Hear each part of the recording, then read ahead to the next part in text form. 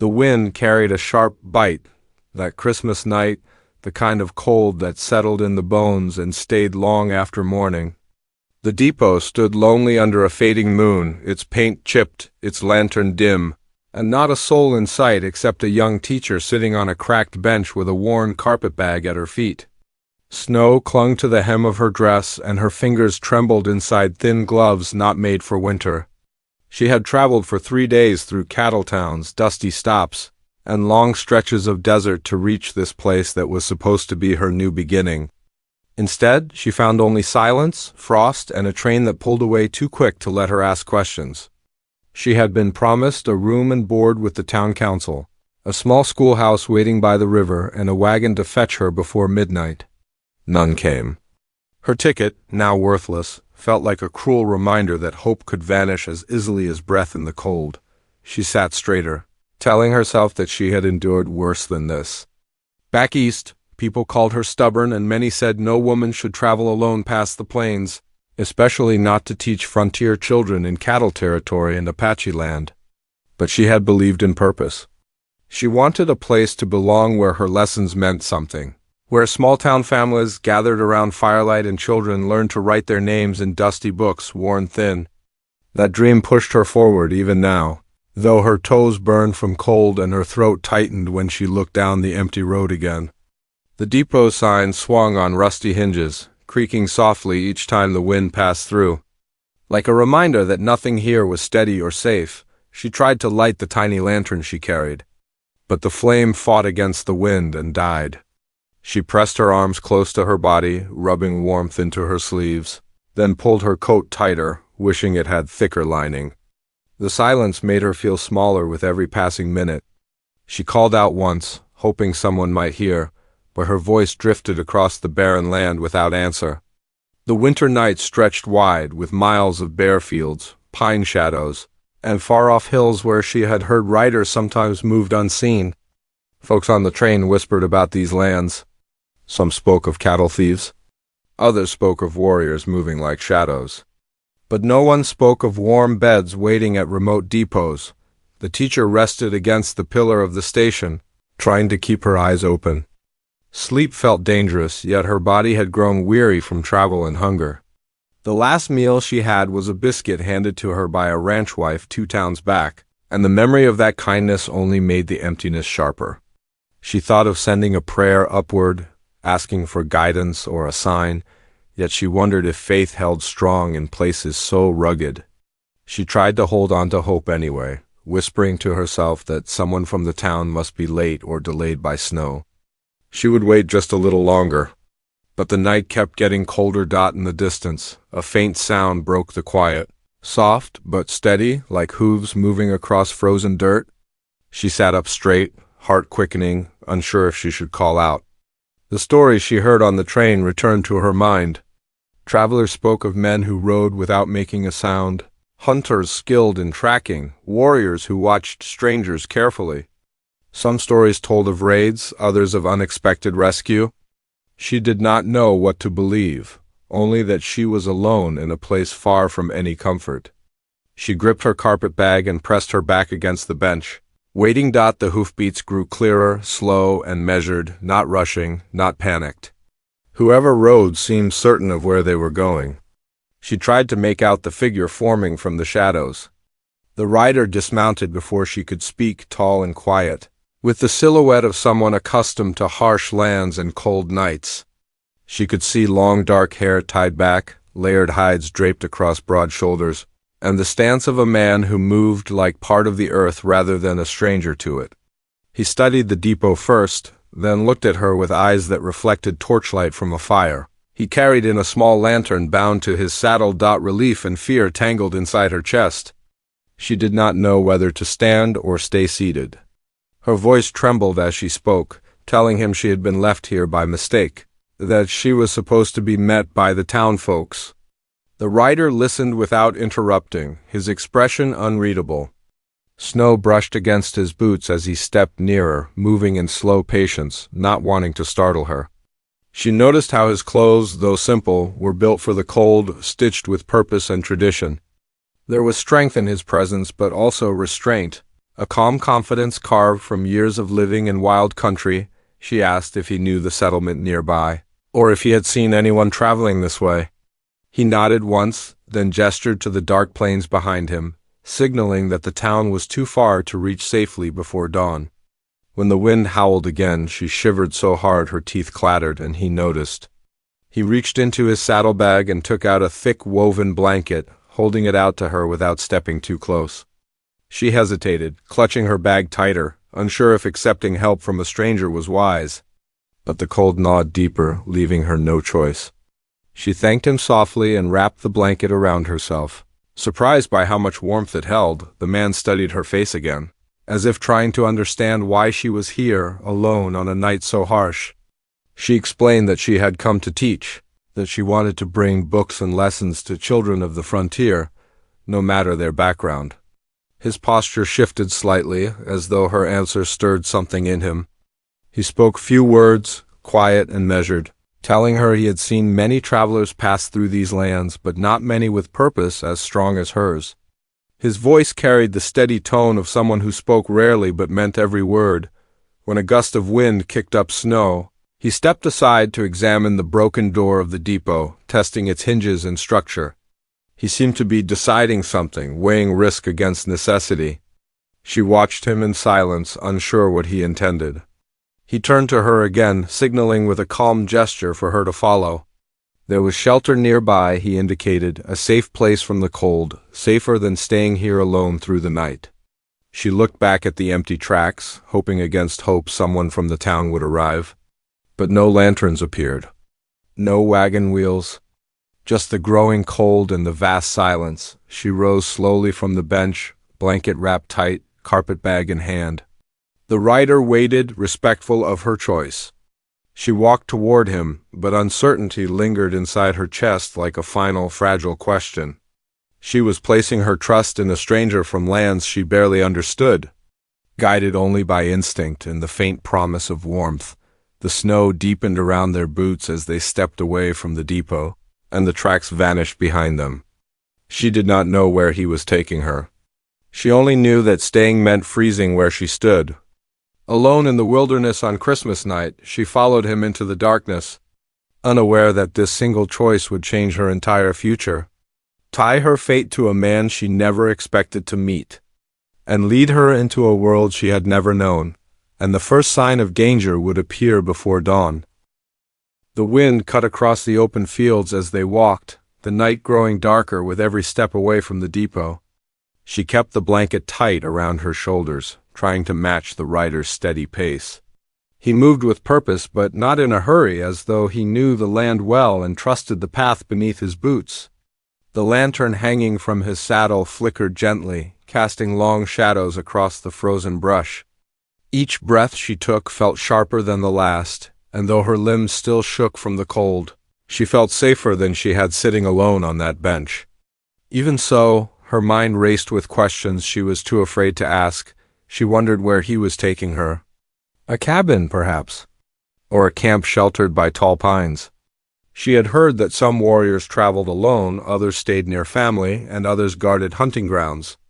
She tried to read his movements, trying to understand the kind of man he was. He showed no sign of aggression, no restless behavior, only a calm patience.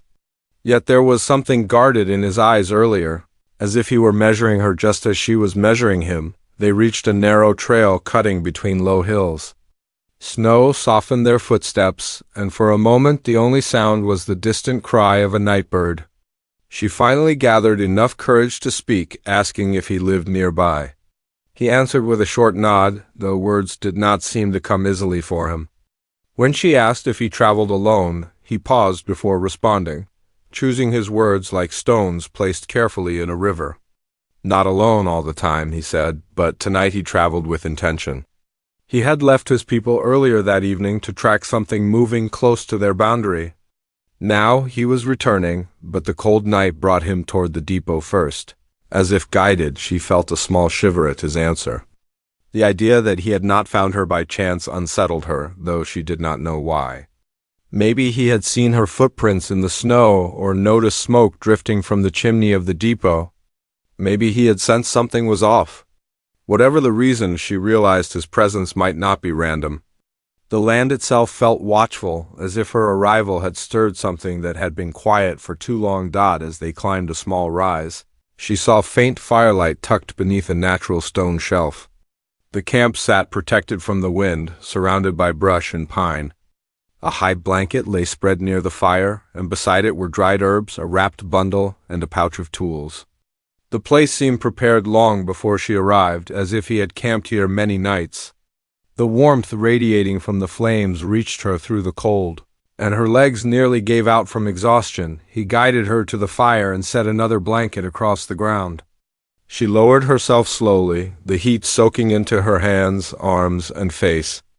The firelight revealed more of him now.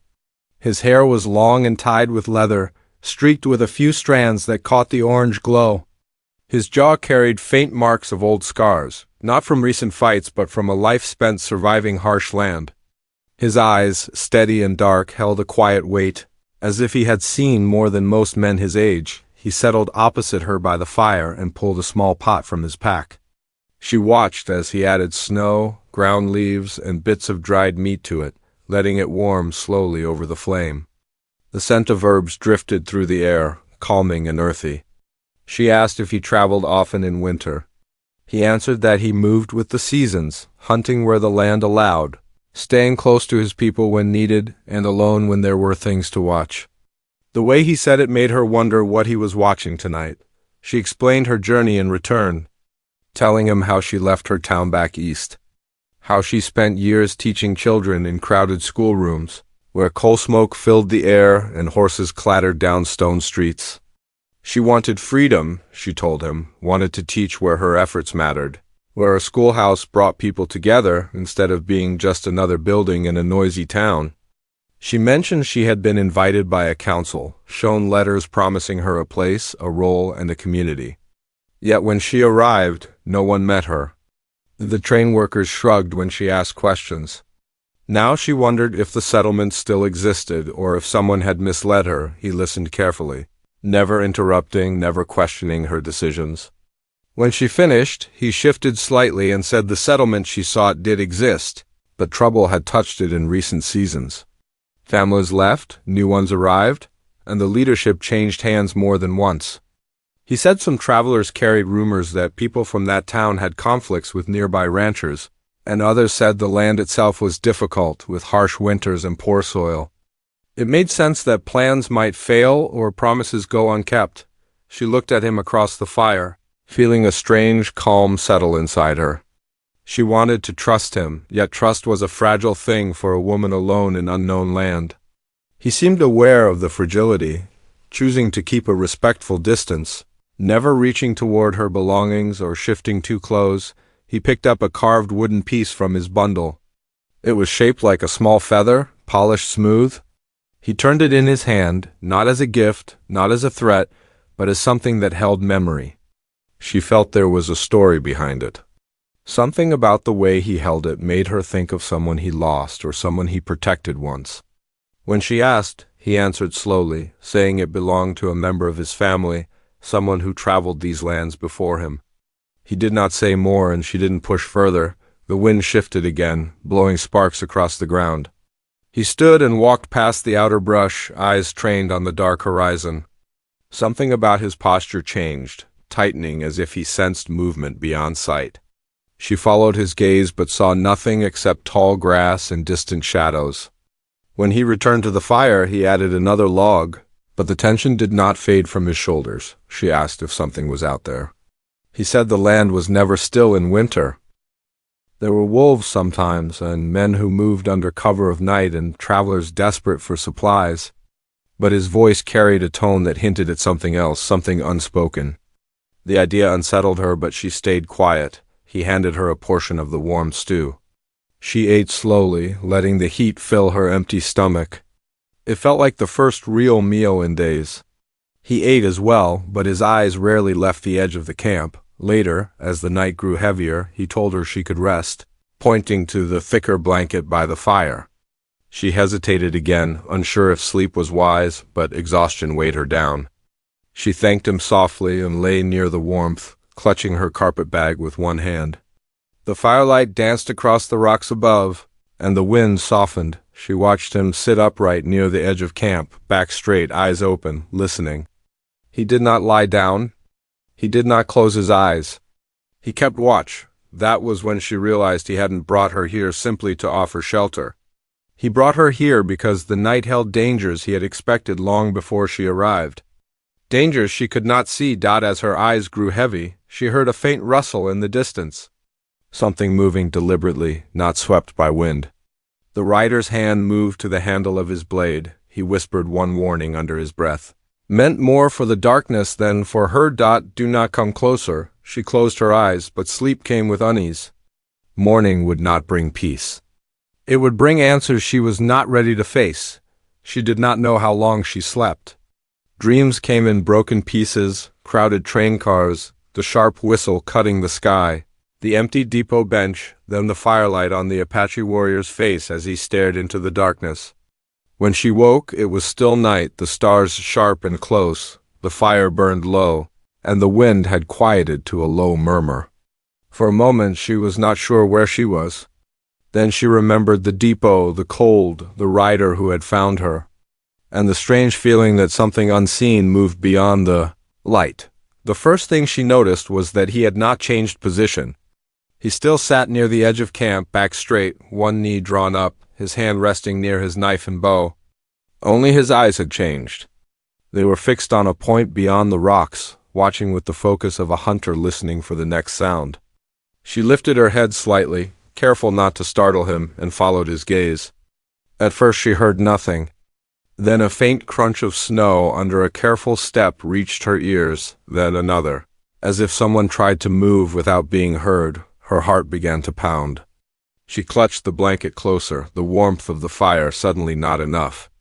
The Apache warrior raised his hand a fraction, a signal for her to stay low. She obeyed at once, feeling very small and very far from the safe world she used to know.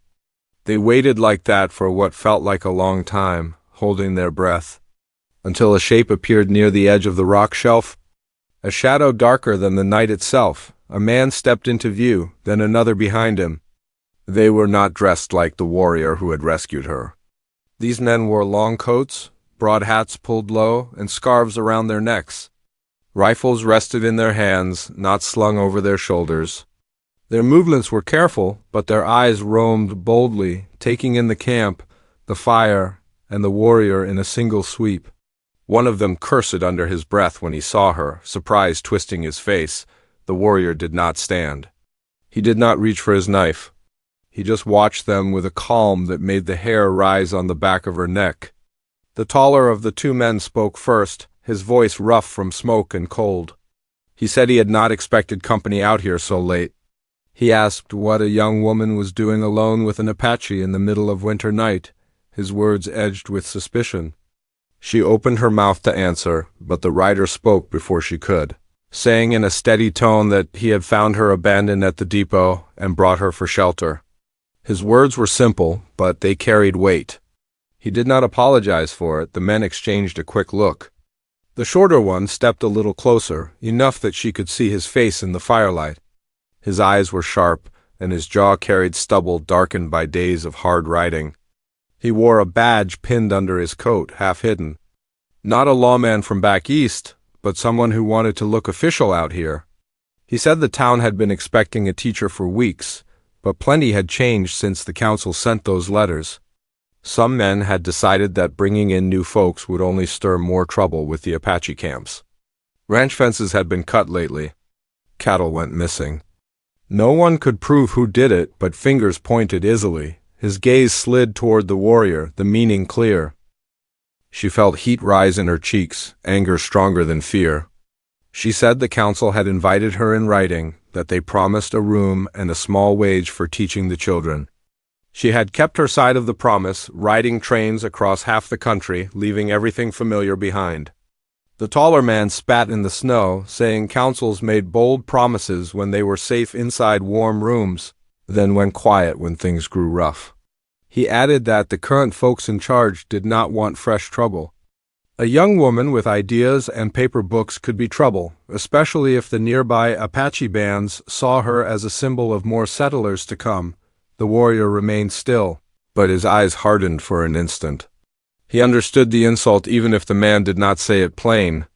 The badge man said they had ridden to the depot earlier, but tracks showed she was already gone. They figured she caught another train back east and let it be. The snow, he said, had already started covering her small footprints. His tone made it clear they had not gone looking very hard. Now they found her sheltered by someone they did not trust. The warrior spoke slowly, choosing each word. He reminded them that their town sat on land his people had walked long before the depot was built, that his band had kept a fragile peace with the settlement for years. He said he did not come to start a fight. He came because he saw smoke at the depot and knew no wagon was bound for it on a night like this. He was not the cause of their trouble. He was cleaning up what their carelessness left behind. The two men stiffened. For a moment the air thickened, as if the fire drew in all the warmth and left only tension between them. The shorter man's hand shifted on his rifle. The teacher held her breath, afraid one wrong word would light a spark that could not be put out. But the tall man stepped in, placing a hand toward his partner in quiet warning. He said there was no sense in arguing history under the stars. The girl needed a place to stay. The town might not welcome her now, but there was still a small mission church near the river, run by a tired preacher who liked books more than he liked politics. Maybe he would take her in for a time. He offered this as if it solved everything, but his eyes kept sliding back to the warrior.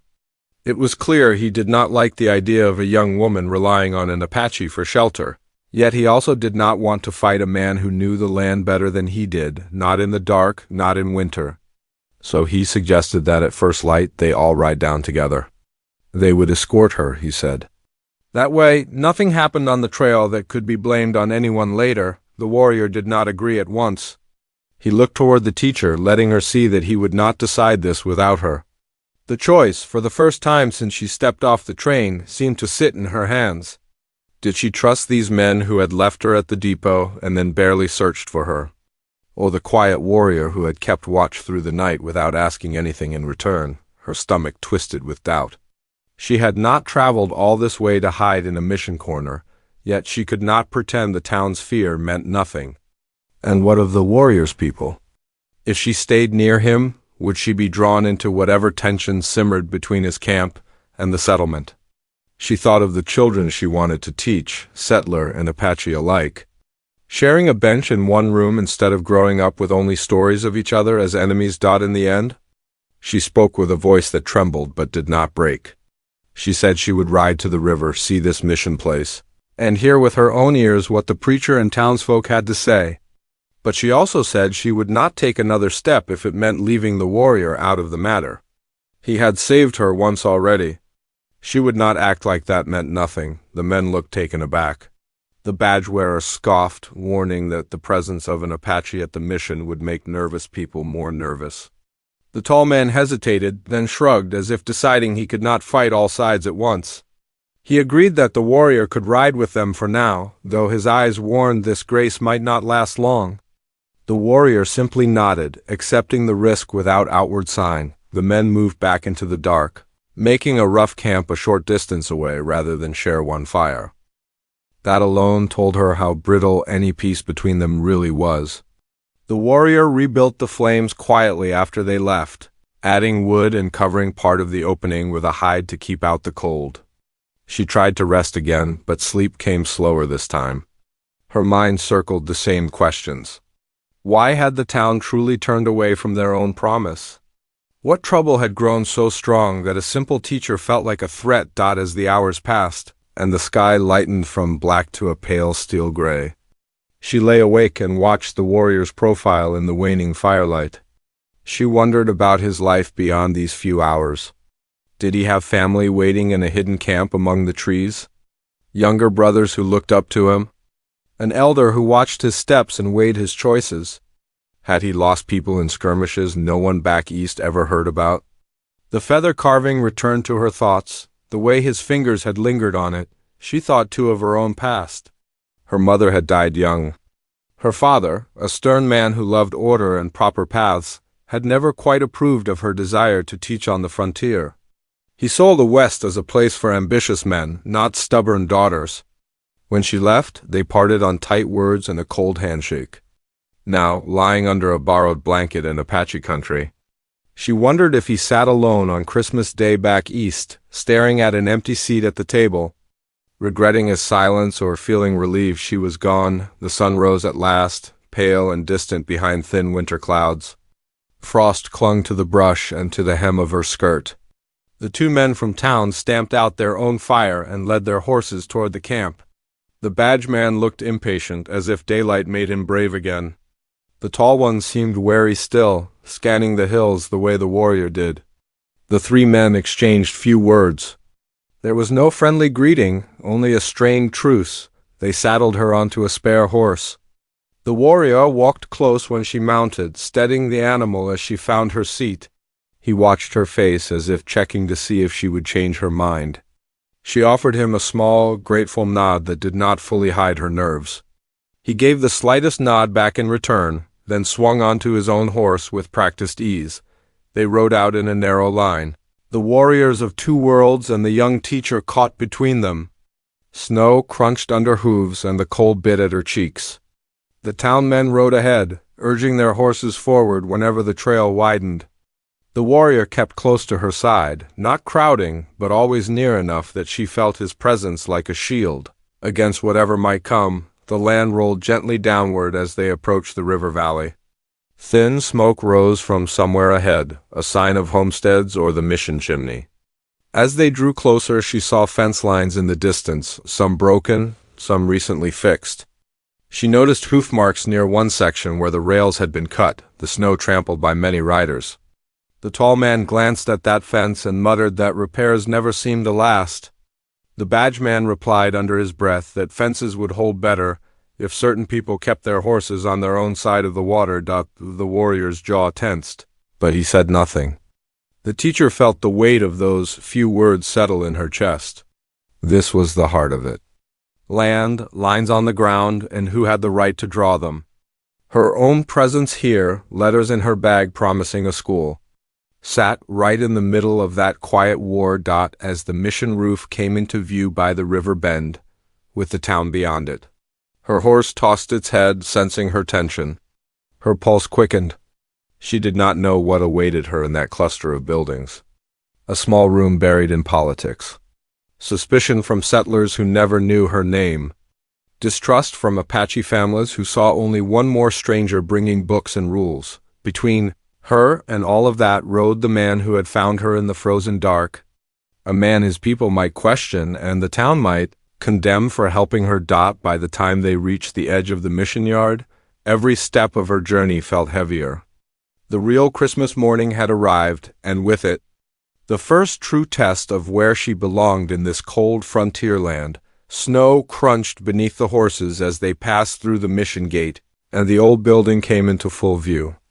The whitewashed walls carried cracks softened by wind and years, and the bell tower leaned slightly as if time had pushed against it too long. Smoke rose from a chimney in the back where someone tended a small fire for morning prayers. The quiet felt heavy, not peaceful, as though the land itself watched every rider entering the yard. The preacher stepped out from a side door, wrapped in a wool coat with frayed cuffs. He was older, shoulders a little stooped, gray hair tied back with a simple cord. His eyes widened when he saw the group, first at the badge man, then at the young woman with travel-worn clothes, then at the Apache warrior riding beside her. His lips pressed together in a tight line, not of anger, but of concern. He lifted his hand and asked what trouble had brought riders so early. The badge man answered first, telling him the teacher they expected weeks ago had finally arrived. He spoke like it was a burden rather than a welcome blessing. The preacher blinked, then looked at her with gentle surprise. He said he did not know whether the town council still planned a school, that the settlers were divided, some wanting new life in the valley and others wanting distance from both Apache camps and outsiders. He apologized for the cold delay she endured, offering a soft nod that felt more sincere than any words the men on horses had spoken. Then the preacher's eyes shifted to the warrior. The two men held each other's gaze for a long moment full of unspoken history. The preacher finally stepped aside and motioned toward the courtyard. He said they should come inside and speak away from the wind.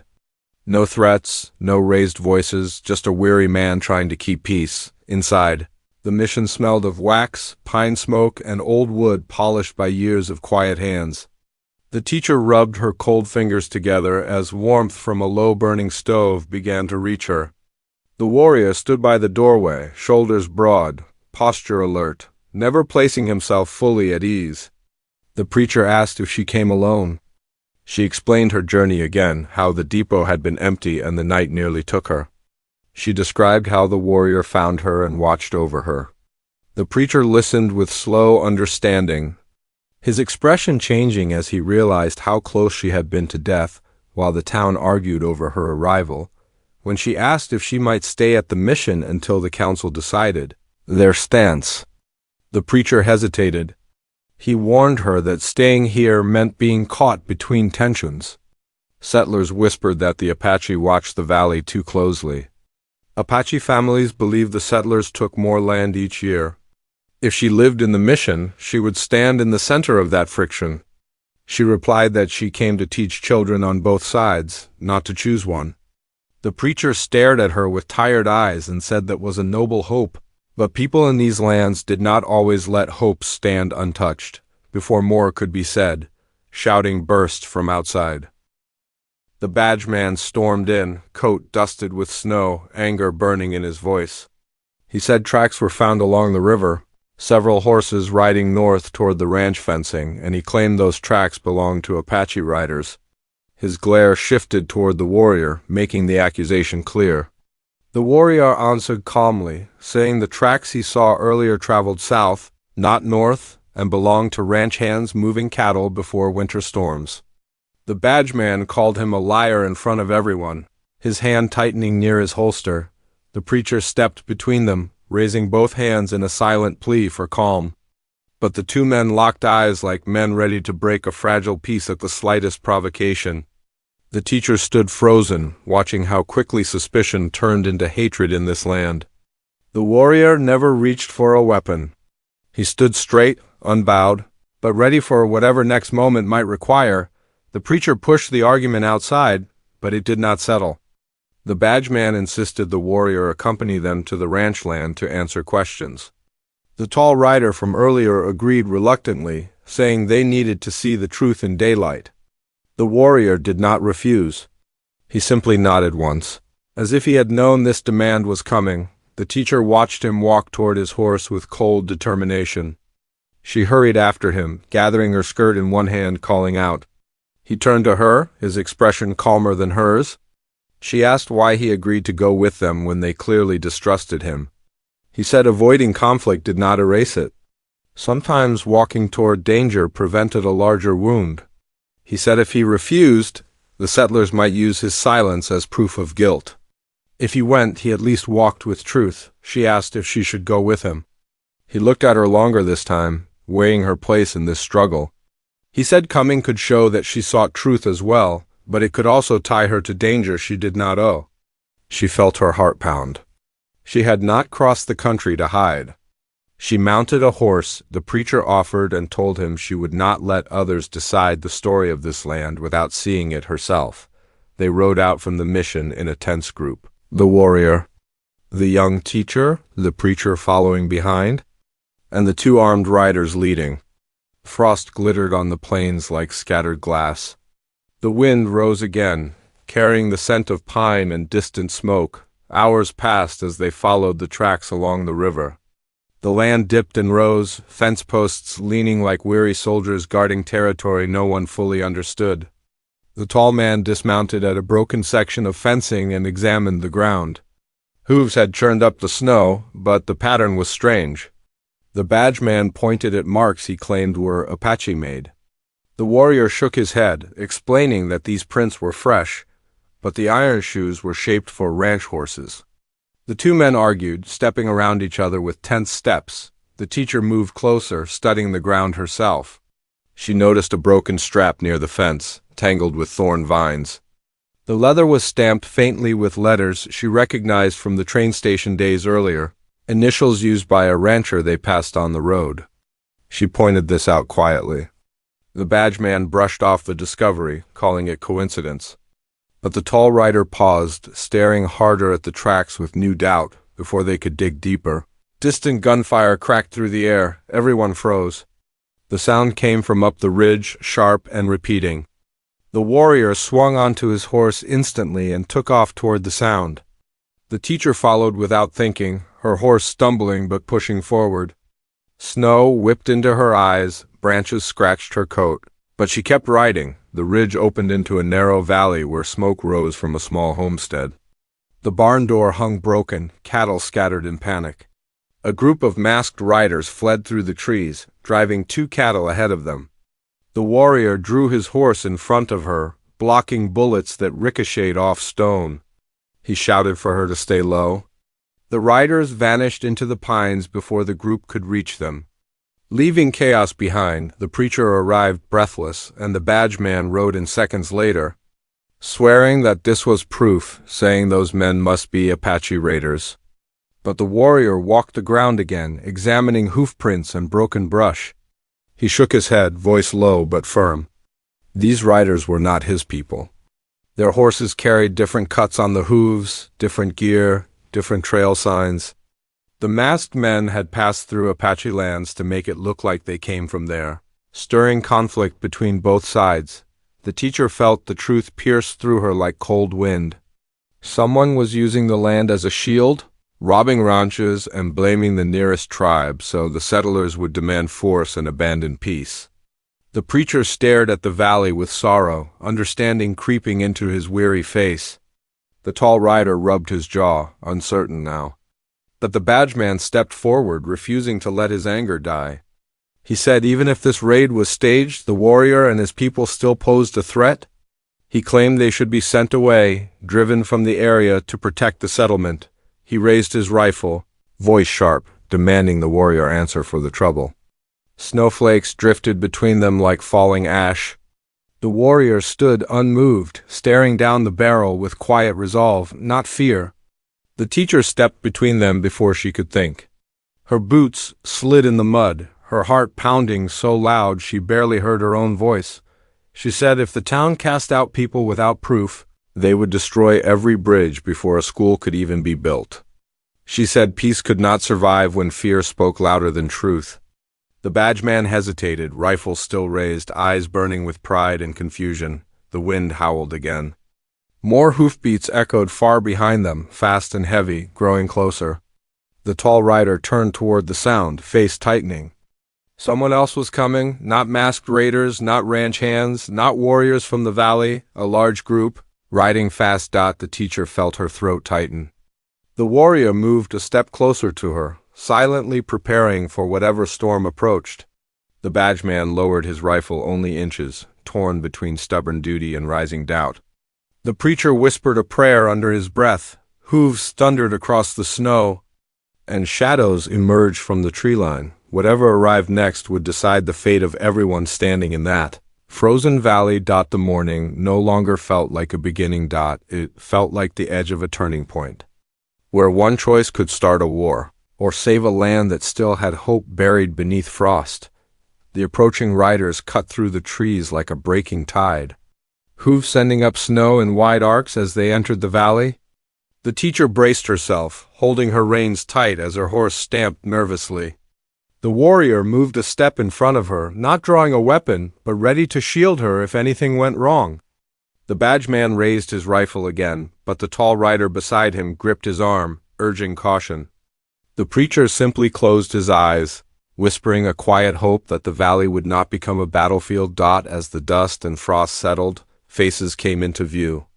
At first, the teacher feared the masked raiders had returned, but these riders wore no disguises. Their clothes were rough, patched, but familiar in a different way. They carried ranch-brand saddle gear and worn coats, men who worked long days under harsh skies.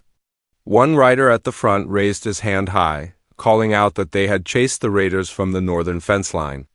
He announced that those thieves were new to the territory, men drifting along trade routes and posing as Apache to hide their crimes.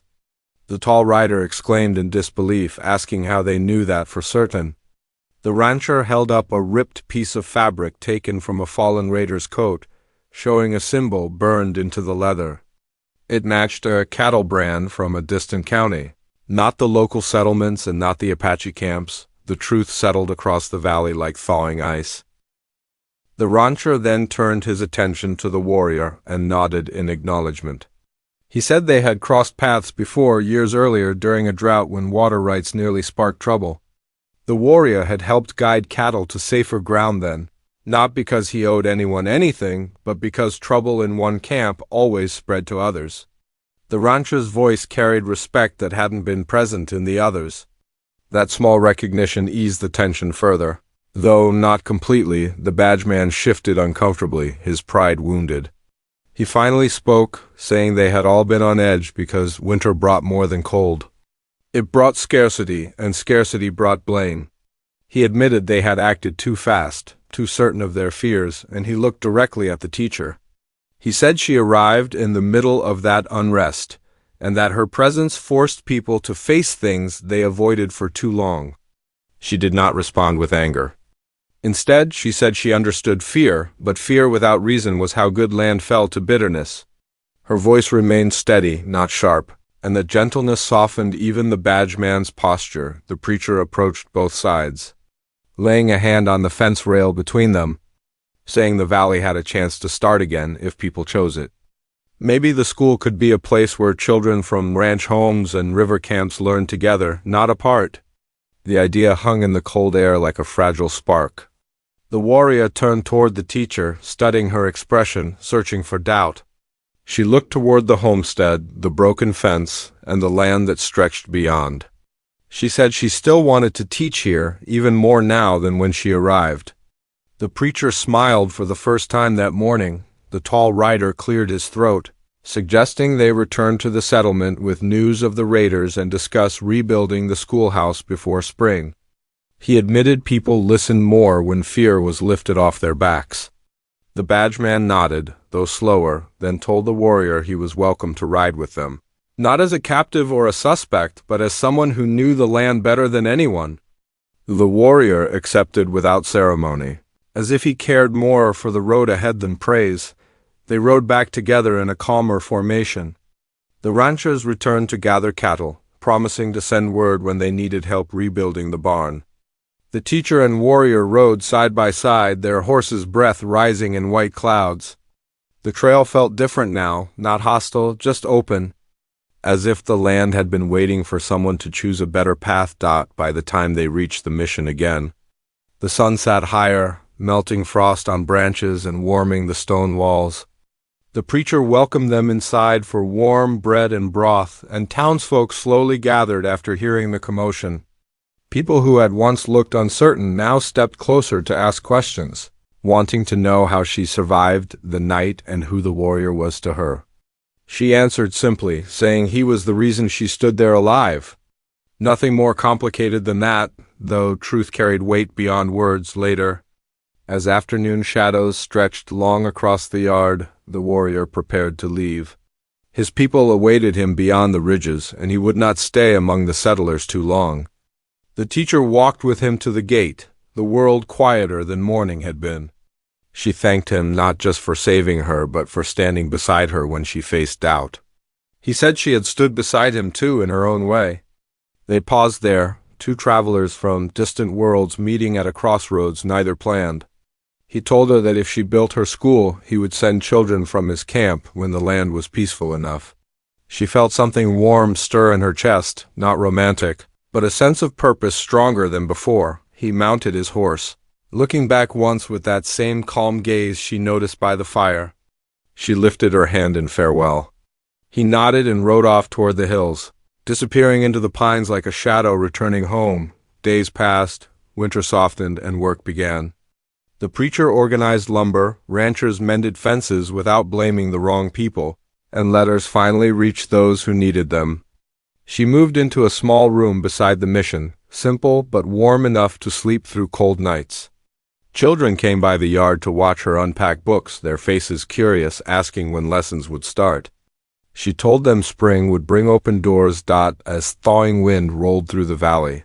Peace did not erase differences, but it allowed room for conversation. The warrior kept his promise. When early flowers bloomed near the riverbank, A small group from this camp arrived quietly, carrying woven baskets and offering help to raise beams for the schoolhouse. Settlers paused to watch, unsure at first, but the preacher stepped forward, welcoming them. Slowly, others joined. Tools passed from one hand to another. Language barriers softened by shared work. The teacher stood in the center of it all, the structure rising around her. The land still held scars of tension, but now it also held a classroom where children could sit side by side, learning letters, history, and patience. The air carried hammer strikes mixed with laughter, and she felt a warmth deeper than FIREL. IGD'd one evening. When the beams were set and the roof nearly complete, she stood alone on the hill, watching the sun burn gold behind the ridge. She thought of her long journey, the empty depot, the cold night that nearly ended everything. She thought of the warrior's quiet presence, the rancher's changing hearts, and the way one winter night had shaped the future of a valley. She realized the West was not defined by the dangers whispered on trains, nor by the stories told in fear. It was shaped by every choice made in moments when it mattered most. She had not intended to stay in a place where conflict ran so deep, but now she knew this was exactly where she belonged. Teaching here was not just a job, it was a bridge. As the sky darkened, she wrapped her coat tighter and turned toward the mission lights, knowing tomorrow she would place the first books on a new shelf. Somewhere beyond the hills, the warrior rode the land he called home, keeping watch just as he did that first night. The school would open soon, and the valley, once divided by fear, now had a chance to grow toward something better.